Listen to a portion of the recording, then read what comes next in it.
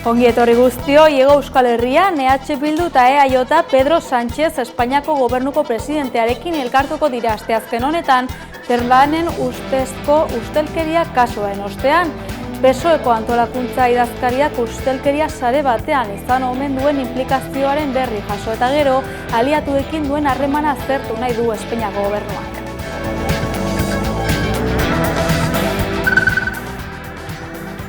Sei hilabetero legez, Euskaltzaindiak hiztegia berritu du, 774 forma jaso ditu.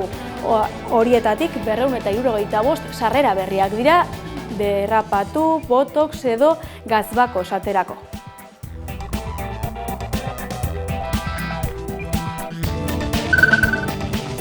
Nafarroan gaur hasi da BSH-en 655 beharginen kontratua eteteko lan erregulazioko espedienteen kontsulta epea. BSH-ren eta langile batzordearen lehen bilera aurretik hasi dira protestak.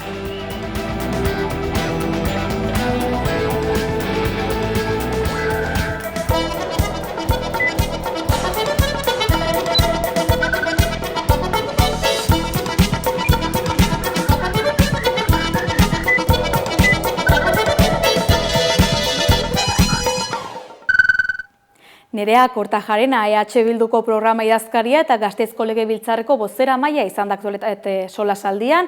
Araba, Bizkaia eta Gipuzkoan eragina duten hainbat gairi buruz aritu da hizketan, etxebizitza, migrazioa eta euskara kasu. Kaixo guztioi eta ongi etorri beste behin ere aktualitate solasaldira. Gaurkoan, Araba, Bizkaia eta Gipuzkoan zentratuko gara batik bat, 3 lurralde horietako gai esanguratsuenei buruz hitz egiteko. Eta horretarako, Hamaikako platoan daukagu Nerea Kortajarena, EH Bilduko programa idazkaria eta Gasteizko Legebiltzarrean bozeramailea ere. Arratsaldeon eta mila esker etortzeagatik. Urtebete igaro da jada Legebiltzarra martxan jarri zenetik eta orain arteko jarduna baloratzeko eskatuko dizut lehenik eta behin nolakoa izan da ibilbide hau. Bai, urte honetan nik uste gauza dexente ikusteko aukera izan dugula, ez?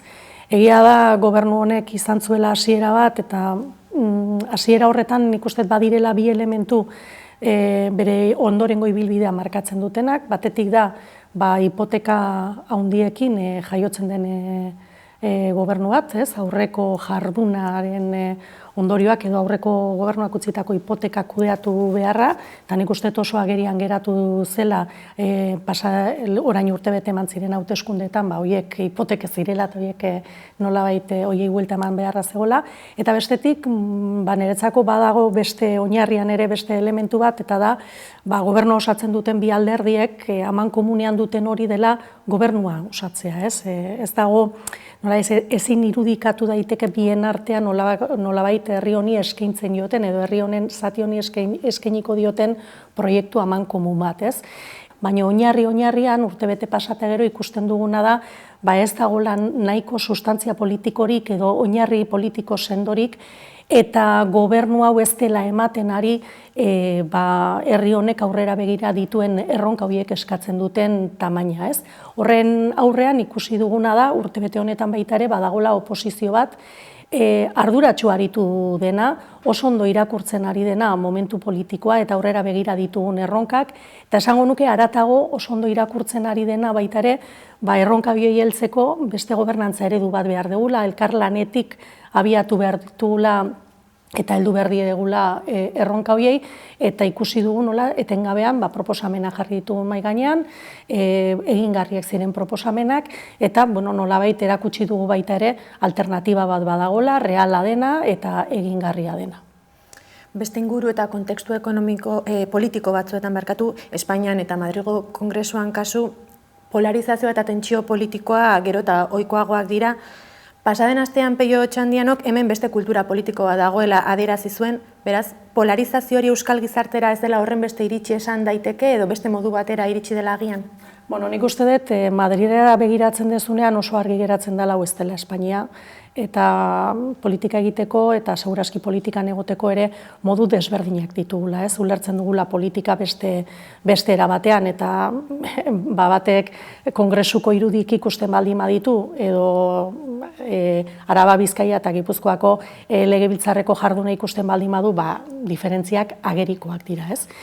Baina nik badut nolabait kezka bat horren inguruan, edo kezka baino uste dut positiboa den hori baliatu egin behar dugula. Elementu diferentzial hori nabarmena da, agerikoa da, bisuala da, baina kapazak izan beharko genuke kultura politiko desberdin hori gauza konkretutan gauzatzeko. Eta nik uste dut hori, polarizazio, gehiegizko polarizazio hori, politika espektakulo hori, edo eszenifikazio horiek, nolabait desafekzio handia sortzen duten horietatik edo zarata horietatik libre egon gaitezke hemen, baina importantea da elementu diferentzial hori politika publiko konkretuetara eramatea. Eta uste dut hori oraindik falta dela, egia da, dinamika desberdinak ditugu, errespeto askoz handiagoz aritzen gera, baina hori gauzatu beharko litzateke elkarlanerako dinamika berrietan, eta momentuz hori ez dugu ikusi, Aktualitateko gaietan sartuko gara orain, eta hasteko euskararen inguruan hainbat galdera egin nahi nizkizuke. Pasaden astean enplegu publikoaren legearen erreforma erregistratu zenuten legebiltzarrean, langile publiko guztiak hizkuntza eskakizun maila bera izateko, euskara eta gazteleraz, ezagutza hori izateko. Zein marko juridiko ezarriko luke horrek herritarrok eremu publiko guztietan euskara zartatuak izatearen bide horretan? Nik uste lege proposamen horrek eta asko landutako lege aldaketa proposamen bada aurkeztutakoa, ezartzen duena da lehenik eta behin olako ez dakit olako horma bat ezartzen dio, batez ere euskararen kontra bizitzen ari geran oldarraldi hori, oso agerikoa dena eta oso bortitza izaten ari dena. Nik ez dakit zenbat sententzia izan du diren horren inguruan, baina egia dena da, sententzi herri honetako hizkuntza politika epaitegietatik gauzatzen ari direla edo gauzatzeko asmoa izaten ari direla. Eta orduan zentzu horretan, guk uste dugu euskerak bizi duen egoerak behar ditula hainbat erabaki hartu, baino lehenik eta behin oldarraldi honi nolabait planto egiteko eta horma handi bat jartzeko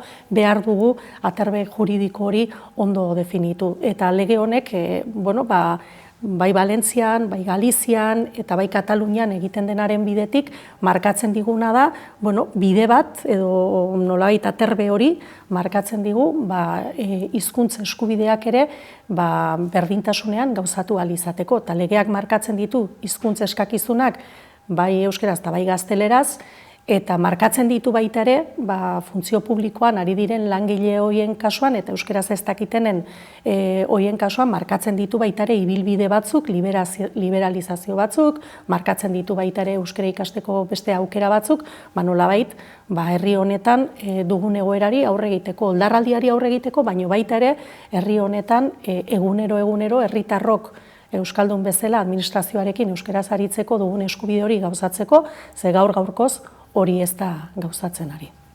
Langile publiko guztien euskalduntze prozesu horretan ibilbide bat aipatu duzu. Reforma horretan aurre ikusten duzue, denborak aurre ikusten duzue, hau da zenbat denbora beharko litzateken azken finean funtzio publikoko langile guzti horiek euskalduntzeko edo maila horretara iristeko? Lege honek duen birtualitatea da markatzen direla oso ibilbide personalizatuak. Orduan, nolabait, funtzio publikoan ari diren langile horiei markatzen zaizki ibilbide personalizatuak hizkuntz eskakizun horiek bete ahal izateko eta baita liberatzeko aukera ere. Beraz, hor, nik uste aukera berdintasun hori ere bermatua dagola zentzu horretan. Migrazioa ere azken garaietan pilpilan egon den, behintzat eztabaida izan da, adierazpen ugari entzun ditugu politikaren eskutik azken asteetan.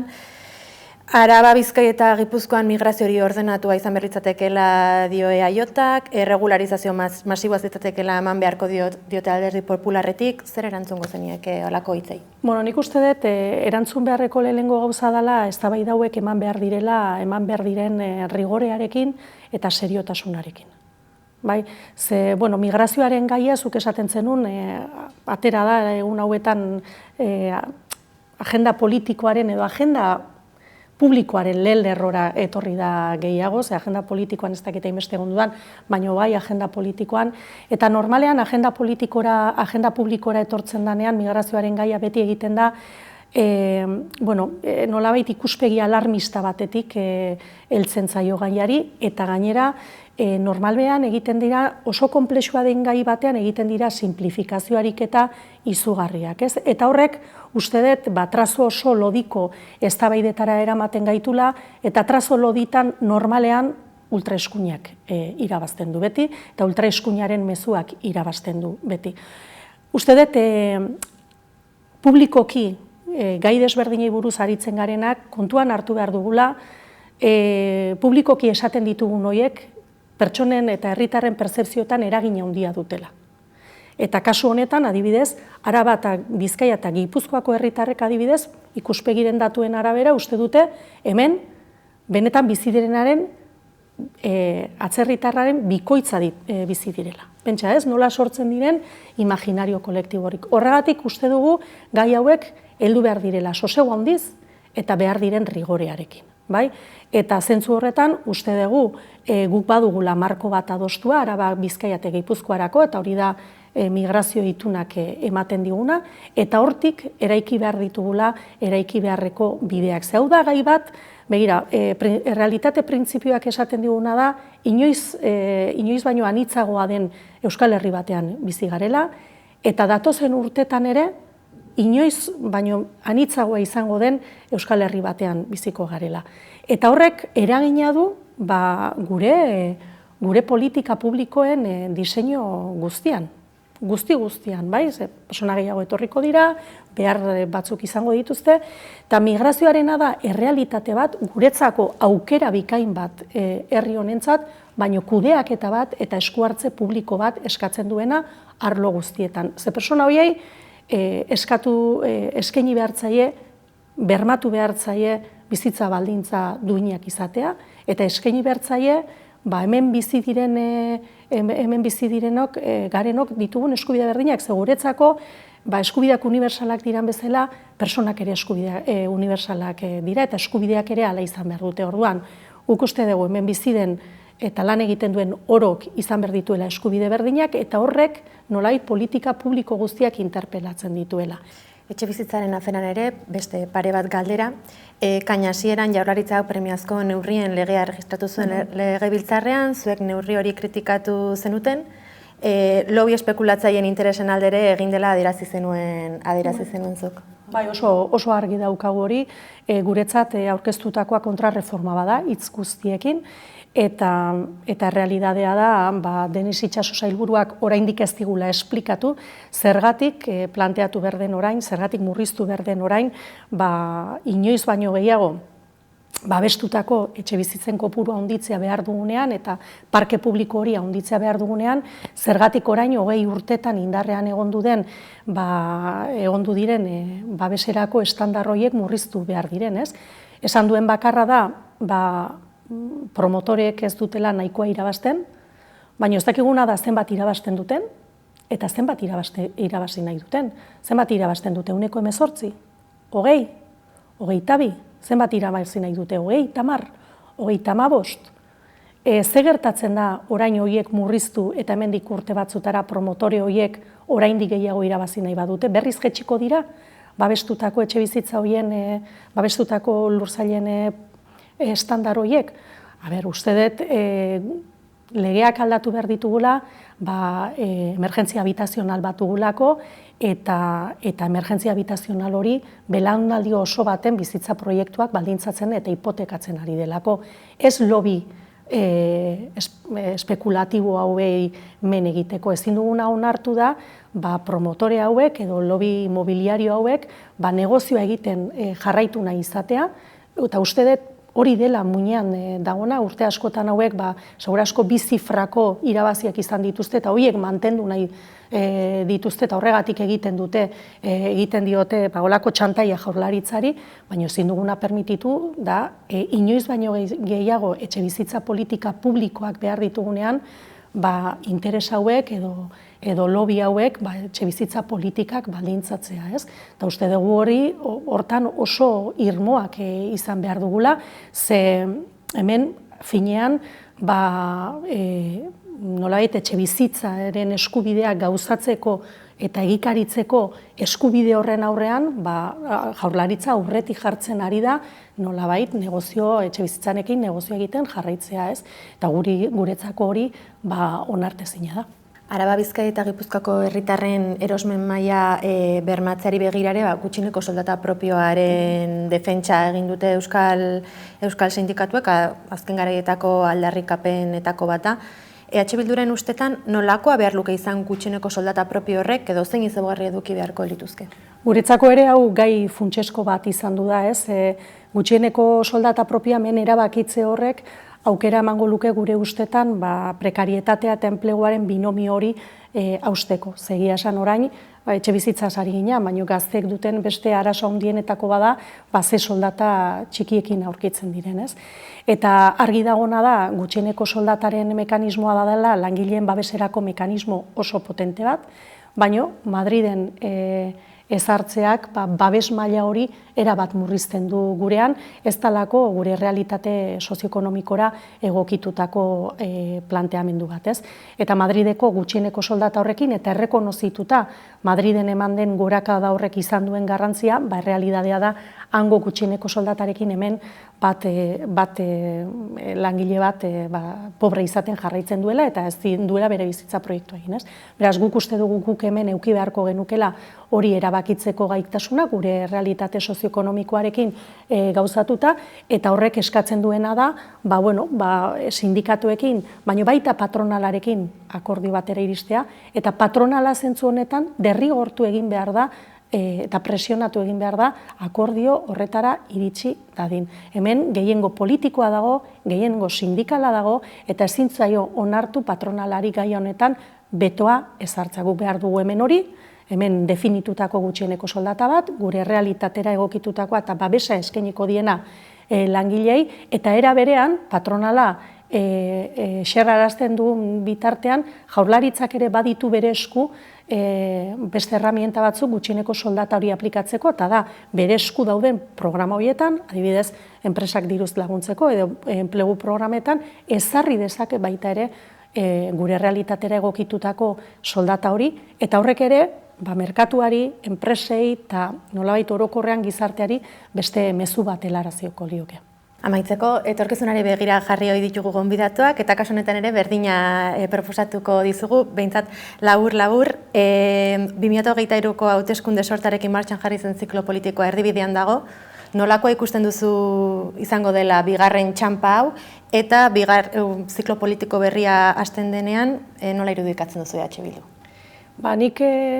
Nik espero detena da bigarren zati honetan, batez ere Jaurlaritzak eta Jaurlaritza sostengatzen duten taldeak ulertzea politika egiteko modu batek goia jodula, ez? Eta eskuartean ditugun erronkain tamainai erreparatzen baldin badiogu, ulertu behar du Jaurlaritzak eta Jaurlaritza sostengatzen duten taldeak, hemen badagola oposizio arduratsu bat, proposamenak egiten ari dela, eta eskuartean ditugun arazoek eskatzen dutela elkarlana. Beraz, egiten diren proposamen guztiak mehatxu bezala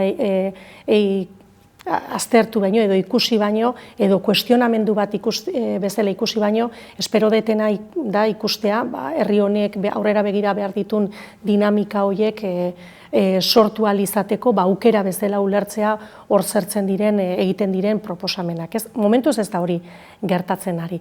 Eta ziklo politiko berrian, ikusten detena da Euskal Herria Bildu oso indartsu bat, uste detelako oso ondo irakurtzen ari garela momentu politikoa, herri hau errotonda handi batean dago, baina Euskal Herria Bildu gai izaten ari da errotonda horretatik ateratzeko seinalizazioak jartzen, bai etxe bizitzan, bai feminismoari dagokionean, bai hizkuntza politikan, bai osasunari dagokionean, hainbat gaiei dagokionean, ez? Eta uste dut badaudela aukera franko herri hau errotondatik atera alizateko, ezkerretik atera alizateko, eta horren lidergoan ikusten dute Euskal Herria Bildu. Hortxe dugu zuk egindako irudikapena, gaurkoan hemen txutzuko dugu elkarrizketa, nire Kortajarena, mila esker Amaikara etortzeagatik. Zuei mila esker. Gaur jakinarazi duten hori egokitu zaion Sanferminetako txupinazoa, Joseba Asiron Iruñeko alkateak gaur goizean jakinarazi duenez Jala Nafarroa Palestinarekin plataformak jaurteko du 2025ko txupinazoa. Jala Nafarroa Palestinarekin plataformak jaurtiko du 2025ean San Fermin jaiei hasiera emango dien txupinazoa. Hementxe bertan udaletxean uztailaren 6 goizeko 12. Herri bozketa inoiz baino handiagoa izan da eta plataformak botoen erdia baino gehiago jaso du. Zehazki 10.584 boto, 152,85. Jala Nafarroa Palestinarekin plataformak botako du 2025eko San Ferminetako txupinazoa. Herritarren bozketan boto gehien jasota. 20.000 boto baino gehiagoren 152,85 eskuratuta, zehazki 10.584 boto. Plataformak 225 kolektibo eta 1.700 pertsona baino gehiago biltzen ditu. Eta bere hautagaitza Palestinarekiko elkartasunean eta giza eskubideen defentsan oinarritu da. Horrela, Afan Alzheimer familien elkartea 121,6rekin eta Iruñeko gaiteroak 1,7,3rekin atzean utzi ditu. Eta 6an, hiri honentzat hain pozgarria den egun batean gustatuko litzaiguke Palestinako herriari kendu zaion bizitzarako eta laitasunerako eskubidea aldarrikatzeko unea izatea. Aukera paregabea izango da mundu osoari Nafarroako herriaren elkartasuna erakusteko. Uste dugu ez dagoela San Ferminak abiatzeko modu berik. Palestinaino zuzenean iritsiko den giza eskubideen aldeko konpromiso kolektibo batekin baino. Bozketa ekainaren 2 egin zen eta boto gehienak internet bidez jaso ziren. 2016tik izandako parte hartzerik handiena izan da. 20.045 botorekin. Txupinazoa uztailaren 6an eguerdiko 12etan botako da udaletxeko balkoitik ohi bezala. Plataformatik argi utzi dute Iruña herrialde oso baten erdigunea bilakatuko dela eta benetako keinu solidarioa izango dela Palestinako herriarekin.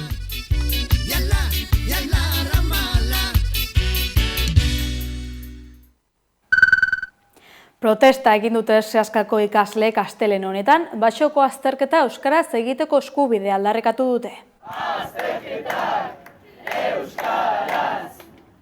Astelehen honetan filosofiako ariketa eginda abiatu dute basoko azterketa Seaskako ikasleek. Aurten ere frantsesez egin behar izan dute filosofiako azterketa eta gainerako azterketak ere hala egin beharko dituzte. Aurten ere maleruski frantsesez erantzun behar izan dute ikasleek filosofiako azterketa eta ondoko azterketak ere frantsesez erantzun beharko dituzte. Beraz, zentzugabekeria bat da, onartzen dute euskaraz ikas dezaten ikasleek, aldiz ez dute onartzen euskaraz azterketa egin dezaten. Horregatik, ikasleek protesta egin dute azterketak euskaraz pasatzeko eskubidea aldarrikatzeko. Ikasleek filosofiako ariketan, gure etorkizuna teknikaren menpe ote da? Egia beti komentzigarria ote da? Bezalako galderak landu dituzte. Autore ezberdinen testuetan oinarrituta edo norberak eraikitako argudio propioekin. Izan ere, Bordeleko errektoreak aurrerapenak iragarri bazituen ere, gaur-gaurkoz ez dute inolako berririk. Gauzak horrela, Seaskak iragarri du bilkura bat egingo dutela ekaina bukaeran, Euskararen erakunde publikoarekin eta Frantziako hezkuntza administrazioarekin azterketak euskaraz egiteko aukera benetan garatu ahal izateko. Filosofia frantsez pasatzeari uko eginen dugu, eta pasa ditzagun azterketak euskaraz. Azterketak euskaraz!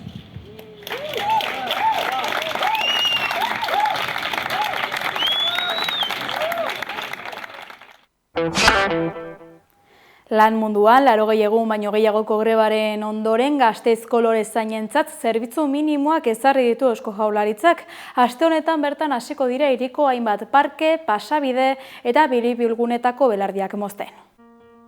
Eusko Jaurlaritzak ezoiko gutxieneko zerbitzu minimoak ezarri ditu Gasteizko lorezainen greba dela eta duela 80 egun baino gehiago ekin zioten grebari eta orain berdegune batzuen eta zenbait hiribideren egoera arriskutsuagatik hartu du erabakia Jaurlaritzak. Zerbitzu minimoak finkatzeko orduan Gasteizko trafiko eta suhiltzaileek egindako bi txostenak erabakigarriak izan dira. Udaleko trafiko zerbitzuak egindako txostenaren arabera, hiriko hainbat tokitan landarediak altuera handia du. Horrek seinaleen eta semaforoen ikusgarritasunean eragina du eta arrisku egoerak sortzen ditu. Txostenak ere ohartarazten du landaredia oinezkoentzako bideak oztopatzen ari dela eta eremu ez seguruak sortzen. Suhiltzaileen txostenak berriz suteak egoteko arriskua dagoela dio. Azaldu dutenez, landaretza lehortzen denean oso erregai sukoia bihurtzen da eta horren bestez sua azkar zabaltzeko arriskua dago. Beraz, aste honetan bertan hasi beharko dira Enbiser enpresako lorezainak hiriko parke handienetako landareak mozten eta biltzen.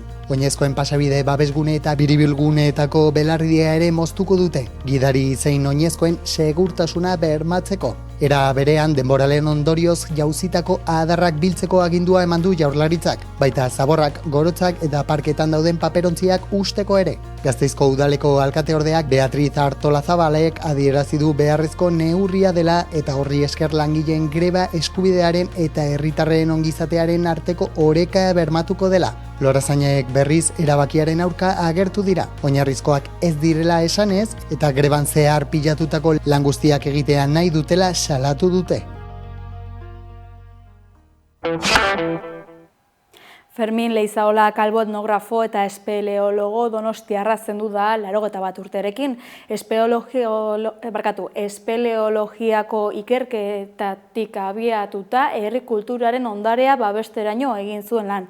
Artzaintza, tresneria, memoria kolektiboa eta ondarea babesten eta zabaltzen jardun du 6 hamarkadaz geroztik. Batez ere Euskal Herrian eta haren inguru mugakideetan, baina baita Europako beste lurralde batzuetan ere. Fermin Leizaola Kalbo etnografo eta espeleologo donostiarra zendu da 81 urterekin. Arantzadi Zientzia Elkarteko etnografia saieko zuzendaria eta ondare materialean aditua zen, baita Eusko Ikaskuntzako eta Euskal Herriko adiskideen elkarteko kidere. Bere hastapenetara joz analista kimikoa izan arren, pasiotzat leizeak eta artzaintza zituen. 1958an sartu zen Arantzadi Zientzia Elkartean. 15 urteko nerabe bat zela Euskal Herriko lehen kobazula indusketetan parte hartu zuen. Kobazuloen katalogoa osatzen eta karst ikerketetan aritu zen. Garai hartan maisu handiengandik ikasteko aukera izan zuen gainera, hala nola Jose Miguel Barandiaranen gandik. 1970ko hamarkadatik aurrera, artzainen bizimoduaren azterketari eskaini zion jarduera nagusia. Artzaintzari lotutako tresneria, jantziak, argazkiak eta liburuak biltzen hasi eta proiektu zabalagoetara eraman zuen. Zaharkinak programan eta gordaio etnografikoan lagundu zuen. Euskal etnografian egindako lan paregabeagatik hainbatetan izan zen aitortua. 2009an ondare saria eman zion Gipuzkoako Foru Aldundiak. 2018an berriz Eusko Ikaskuntzak Manuel Lekuona sariarekin aitortu zuen. Espeleologiako ikerlanetatik abiatuta herri kulturaren ondarea babesteraino egin zuen lan. Artzaintza, tresneria, memoria kolektiboa eta ondarea babesten eta zabaltzen jardun du 6 hamarkadaz geroztik, batez ere Euskal Herrian eta haren inguru mugakideetan, baina baita Europako beste lurralde batzuetan ere. Arantzadiren arabera gaur egun zaila da Euskal Herriko kulturaren, geografiaren eta ingurune naturalaren errealitate guztien ezagutzain entziklopedikoa duten pertsonak aurkitzea.